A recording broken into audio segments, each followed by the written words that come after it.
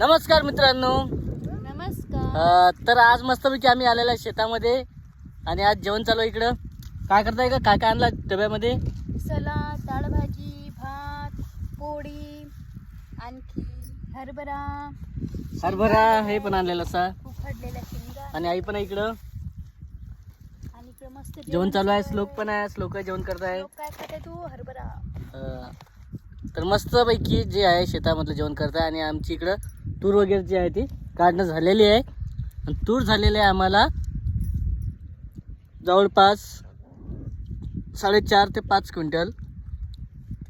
तर असं तूर झालेले आहे आणि इकडं मस्त जेवण चालू आहे आता. आणि शेतामधलं जेवण करायला नक्की या.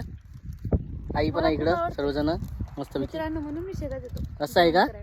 हिला आवडते म्हणते, खूप खूप आवडते असं तिचं म्हणणं आहे. रोज काम करायला तर शेती पाहिजे तर